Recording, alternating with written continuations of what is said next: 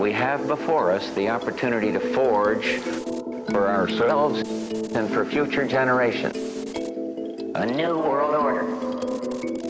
This is Multipolarity, charting the rise of the new multipolar world order. Coming up this week. Joe Biden spent his final week minting pardons like Mugabe minted banknotes. In fact, his last act in office was to pardon his entire family. What does this unprecedented use of the seal of office portend for America's future? And what has it got to do with the Russian word for roof? Meanwhile, it's been a rollercoaster week for zombie-eyed American Zoomers. TikTok was shut down. Then it was reprieved by Trump. In between, Red Note gave them a glimpse of the parallel universe of zombie-eyed Chinese Zoomers, many of whom seem to have better standards of living in their communist hellhole than their American counterparts. What are the geopolitical implications of this collision of worlds? Finally, after looking at the quality of Chinese youth, we're discussing the quantity. New demographic numbers are in, and they paint an extraordinary picture. Those zombie-eyed Zoomers are humping. Join us as we find out more. But first... Oh, pardon. Joe Biden went out with a bang this week. He gave some insane amount of pardons. I saw some charts. I couldn't pull them up for the show, but I think they were saying that he gave like 8,200 pardons in total over his entire term as president. Trump, I think, was a couple of hundred, 440, something like that. I think Obama, who was previously high in pardoning stakes, was like 1,600 or something. If I've got those numbers wrong, sorry, but those are ballpark. Basically, Joe Biden pardoned everyone and his grandmother. I mean, literally his grandmother. He pardoned his whole family. I presume his grandmother's dead, but he pardoned the rest of them. He might have pardoned her anyway, even though she was dead. This should not be underestimated in terms of what it is, and we'll get into that in a moment. The media has focused mainly on the family pardons. The family pardons are pretty grotesque because they hint at the fact that what some anti-Biden people call the Biden crime family might have some truth to it, as in they may be operating some sort of a family business that sometimes sways outside of the law. I think that is the general impression that the media haven't really pushed back on. In fact, they've kind of pushed that narrative, which is interesting in and of itself, and very interesting given the fact that Joe Biden must just not care about his legacy. They tried to put out a little bit of bait, the administration did, by pardoning a bunch of high-profile criminal cases. One of them was Marcus Garvey, one of the founders of the Black liberation movement back in the 60s or 70s. Garvey is dead, so it's a posthumous pardon. That was the bait. Media didn't take it. They went straight for the Biden crime family angle. Those aren't really the interesting ones. Now, that in itself definitely sullies the presidential pardon, pardoning your family. I think it's not a good look. You've probably read all about it in the newspapers and so on. But I don't think that's what's interesting here, because we're not a political show. We're not really concerned about the ins and outs of politics. Don't worry, listeners. You will not spend 4 years of the Trump administration with us trying to figure out if Elon Musk did or did not do a Nazi salute. We're not going to do that. This is interesting for a different reason. The pardons of particular interest are the pardons of public servants, civil servants, and politicians. So the ones that stand out here are three names, but there are far more names below the waterline that maybe listeners won't recognize, so I won't go into them. The three names are General Mark Milley, Dr. Anthony Fauci, and Congresswoman Liz Cheney, or former Congresswoman. These are interesting because they are being pardoned around specific events. I think Milley is being pardoned around the event of him going behind the president's back and at the end of the Trump administration and having top-level meetings with the Chinese. I don't know that, but that's my guess. I can't find any information otherwise. Fauci is to do with COVID-19. It's to do with the handling of the pandemic and potentially even the origins of the pandemic. Liz Cheney is one of quite a few who've been pardoned on the basis of the January 6th riot or insurrection, if you're that way inclined. Couple of things about these pardons. First of all, very hard to find any information on them. When you look at the presidential pardons, you look at, say, Marcus Garvey. I think he shot someone, shot a police officer or something. I can't remember. But there's a specific crime. The kind of bait pardons I talked about, like well-known criminals, etc. There's a crime. So the pardon has a paragraph, who it is, mentions what they're charged with or accused of, and then you're pardoned. The Biden family pardons are very strongly hinted at. There's some sort of a business going on there, and they don't want President Trump getting involved in that. The public servant / civil servant / politician pardons are tied to events. And that's a whole different kettle of fish. This changes the game, to my mind, in American politics, and it changes it forever. I really think that this is a profound shift. Because what's happening here, we can only assume, is that these three and the others who were pardoned in a similar vein have done something wrong. In the line of public duty, that is, they have committed some sort of a crime while exercising their authority as either elected politicians, civil servants, or government officials. They've done something wrong and they're being pardoned for it. And they've done something wrong that is related actively to politics. That's very important.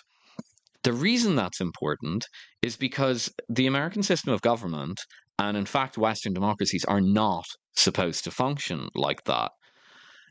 Let me not come across as naive here. I am sure that public officials, civil servants, politicians do all sorts of nefarious things behind closed doors, many of which never come to light.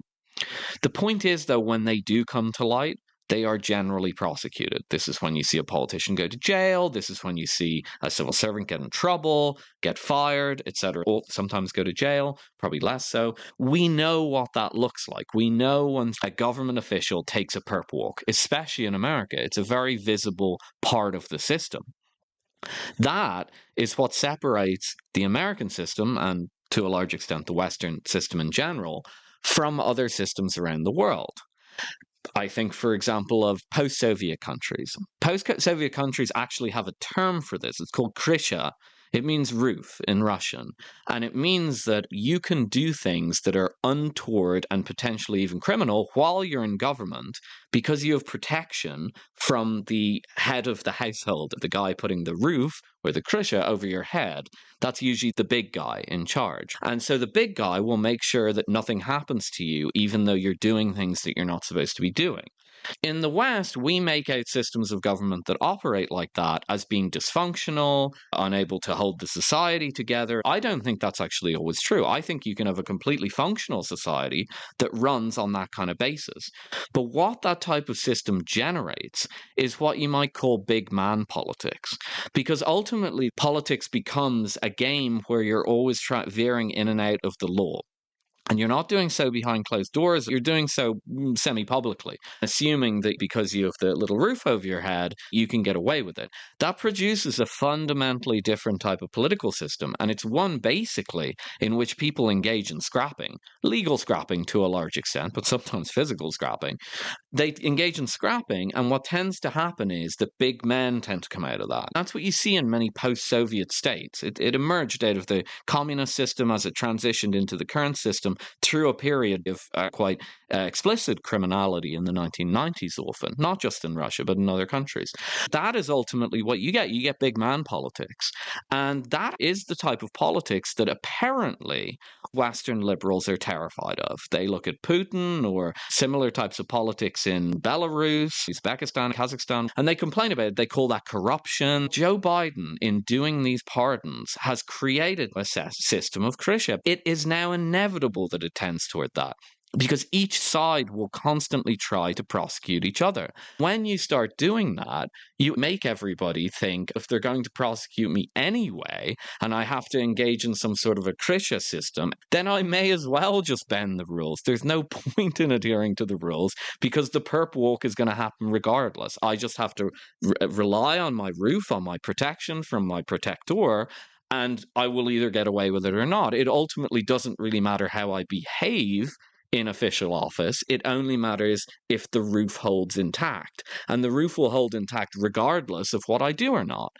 And so I think what we've just seen in America with those pardons is the beginning of a reversion of the American system of government into this kind of big man politics. I don't think the American system of government is perfect. No system of government is perfect. I'm sure people were getting away with all sorts of things. I know all about congressional insider trading and all that. We all know about Nancy Pelosi's stock portfolio. We all know about the flaws in that system.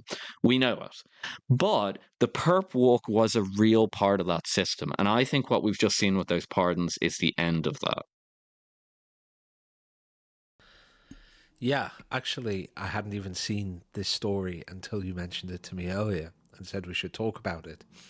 And then I went on Twitter and I saw it was all over the place. This does seem like a pretty big story. I think you're 100% right, even if you take a much more charitable view of what's happened here. If you take a more charitable view of this, what you might say is that the Biden administration's view of Trump is that Donald Trump is so vindictive and so untrustworthy and so beyond the bounds of normal behavior in politics and so likely to bend the rules and move outside the law that he could well come after Biden and his family and those politicians and civil servants. I don't know what you call them in America, maybe, public officials, maybe public officers, that Biden had felt he had to preemptively pardon them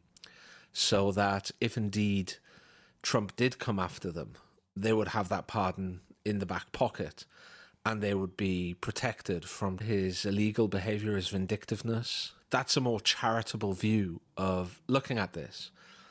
But that still brings you to the same conclusion, that the US appears to be very much falling or tumbling toward this kind of political system that you see in less fortunate nations.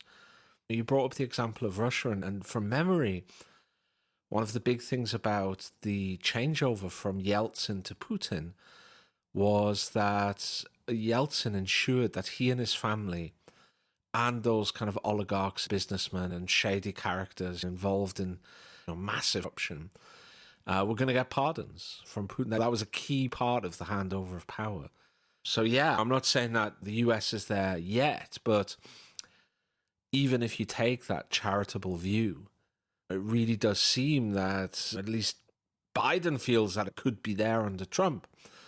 And I think, somebody who looks from afar, as I say, from a very uninterested point of view at politics in the United States, I can hardly avoid it being on Twitter as I am, that the whole process of prosecuting Trump very much smacked of that. Now, maybe Trump was guilty of all of these things that they accused him of.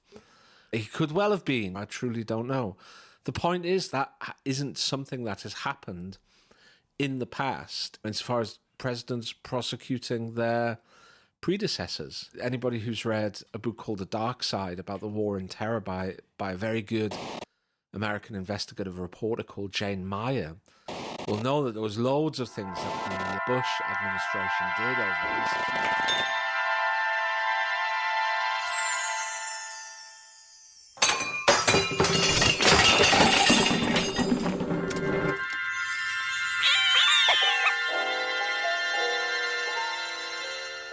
Hello, I'm Andrew Collingwood. Someone has to be, and if you can hear this, it's because you haven't paid us $5, pounds, or euros a month. The simplest way to correct that error would be to pay us $5, pounds, or euros a month. Go to Patreon, type in Multipolarity, follow the short setup, and you'll have access to our previous premium episodes, this premium episode, and all our future premium episodes too. You can cancel any time, but I don't think you'll want to. Okay, I'm off now to be Andrew Collingwood a bit more, but in private to our Patreons. So join up, feel good.